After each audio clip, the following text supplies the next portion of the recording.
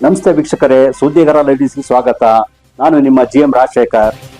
ಚಿಕ್ಕಮಗಳೂರು ಜಿಲ್ಲೆಯ ಆಲ್ದೂರು ವ್ಯಾಪ್ತಿಯ ನೆರಡಿ ಗ್ರಾಮದ ಅಂಬಿಕಾ ಎಸ್ಟೇಟ್ನಲ್ಲಿ ಹೃದಯ ವಿದ್ರಾವಕ ಘಟನೆಯೊಂದು ನಡೆದಿದ್ದು, ಮರ ಕಟಾವು ಮಾಡುತ್ತಿದ್ದ ಲಿಂಗಪ್ಪ ಎಂಬ ಕಾರ್ಮಿಕ ಅಕಾಲಿಕ ಮರಣಕ್ಕೆ ತುತ್ತಾಗಿದ್ದಾರೆ.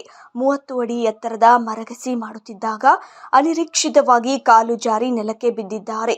ಅತ್ಯಂತ ವೇಗವಾಗಿ ಕೆಳಗೆ ಬಿದ್ದ ಕಾರಣ ತಲೆಗೆ ಮತ್ತು ದೇಹದ ಒಳಭಾಗಕ್ಕೆ ತೀವ್ರವಾದ ಪೆಟ್ಟು ಬಿದ್ದು ಚಿಕಿತ್ಸೆ ಫಲಕಾರಿಯಾಗದೆ ಅವರು ಕೊನೆ ಉಸಿರೆಳೆದಿದ್ದಾರೆ.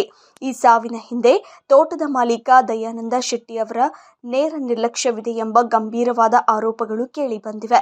ಮೃತರ ಅಳಿಯ ಪೂರ್ಣೇಶ್ ಅವರು ಆಲ್ದೂರು ಪೊಲೀಸ್ ಠಾಣೆಯಲ್ಲಿ ಈ ಬಗ್ಗೆ ದೂರು ದಾಖಲಿಸಿದ್ದು, ಮರ ಹತ್ತಲು ಬೇಕಾದ ಯಾವುದೇ ಸುರಕ್ಷತಾ ಅಥವಾ ಮುಂಜಾಗೃತಾ ಪರಿಕರಗಳನ್ನು ನೀಡದೆ ಮಾಲೀಕರು ಬಲವಂತವಾಗಿ ಮರ ಹತ್ತಿಸಿದ್ದಾರೆ ಎಂದು ದೂರಿದ್ದಾರೆ. ಸದ್ಯ ಆಲ್ದೂರು ಪೊಲೀಸರು ಪ್ರಕರಣವನ್ನು ಗಂಭೀರವಾಗಿ ಪರಿಗಣಿಸಿದ್ದು, ಘಟನಾ ಸ್ಥಳಕ್ಕೆ ಭೇಟಿ ನೀಡಿ ಪರಿಶೀಲನೆ ನಡೆಸಿದ್ದಾರೆ. ತೋಟದ ಮಾಲೀಕನ ವಿರುದ್ಧ ಈಗಾಗಲೇ FIR ದಾಖಲಾಗಿದ್ದು, ಕೆಲಸದ ಜಾಗದಲ್ಲಿ ಕಾರ್ಮಿಕರ ಸುರಕ್ಷತೆಗೆ ನೀಡಬೇಕಾದ ಕನಿಷ್ಠ ಸೌಲಭ್ಯಗಳ ಉಲ್ಲಂಘನೆಯಾಗಿದೆ ಎಂಬ ಬಗ್ಗೆ ತನಿಖೆ ಮುಂದುವರೆದಿದೆ.